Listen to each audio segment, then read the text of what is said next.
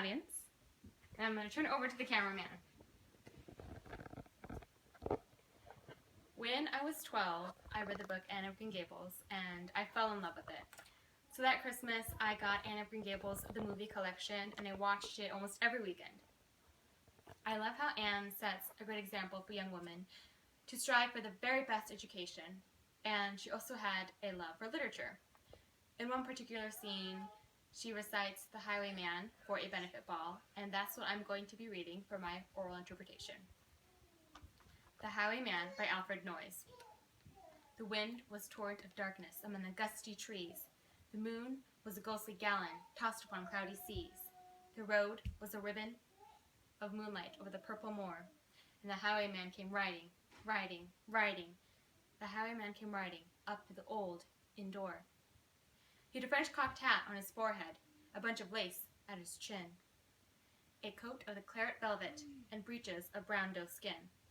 They fit with never a wrinkle.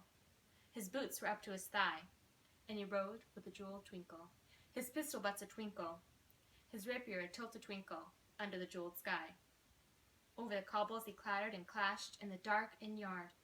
He tapped with his whip on the shutters, but all was locked and barred. He whistled a tune to the window, and who should be waiting there but the landlord's black-eyed daughter, Bess, the landlord's daughter, plaiting a dark red love knot into her long black hair. And dark, in the dark old inn yard, a stable wicket creaked, where Tom the ostler listened. His face was white and peaked. His eyes were hollows of madness, his hair like moles of hay. But he loved the landlord's daughter, the landlord's red-lipped daughter. Dumb as a dog he listened, and he heard the robber say, "One kiss, my bonny sweetheart, I'm after a prize tonight, but I shall be back with yellow gold before the morning light. Yet if they press me sharply and harry me through the day, then look for me by moonlight. Watch for me by moonlight. I'll come to thee by moonlight, though hell should bar the way." He rose up in the stirrups. He scarce could reach her hand, but she loosened her hair in the casement. His face burnt like a brand, as a cascade of black perfume came tumbling over his breast, and he kissed its waves in the moonlight, those sweet waves in the moonlight. Then he tugged at his rein in the moonlight and galloped away to the west. He did not come in the morning. He did not come at noon. And out of the tawny sunset, before the rise of noon, when the road was a gypsy's ribbon, loosing the purple moor, a red-coat troop came marching, marching, marching. King George's men came marching up to the old inn door. They said no word to the landlord, but drank his ale instead. They gagged his daughter and bound her to the foot of her narrow bed. Two of them knelt at her casement with muskets at each side.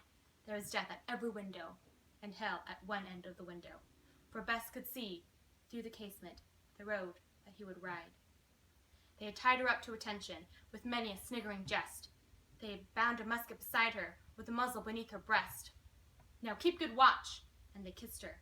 She heard the doorman say, "Look for me by moonlight. Watch for me by moonlight. I'll come to thee by moonlight, though hell should bar the way." She twisted her hands behind her, but all the knots were good. She writhed her hands till her fingers were wet with sweat or blood.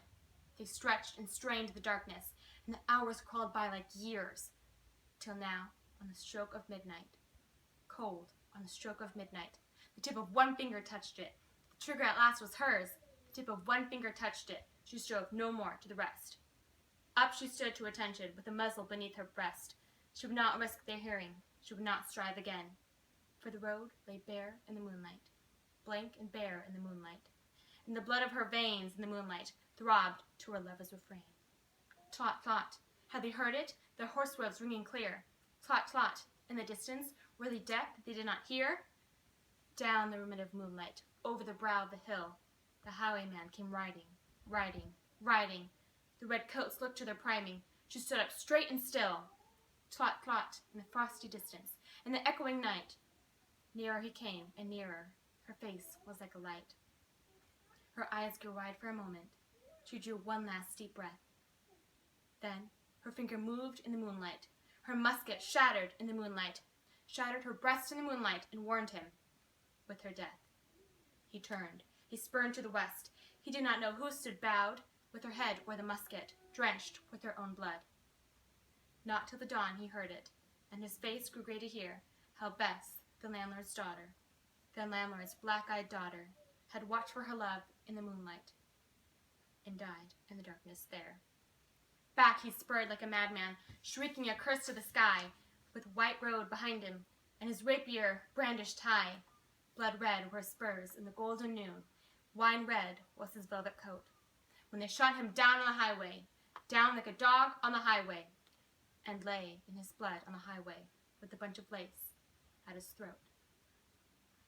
And still, of a winter's night they say, when the wind is in the trees, when the moon is a ghostly galleon tossed upon cloudy seas, when the road is a ribbon of moonlight over the purple moor, a highwayman comes riding, riding, riding.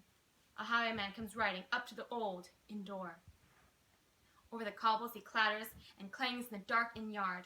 He taps with his whip on the shutters, but all is locked and barred.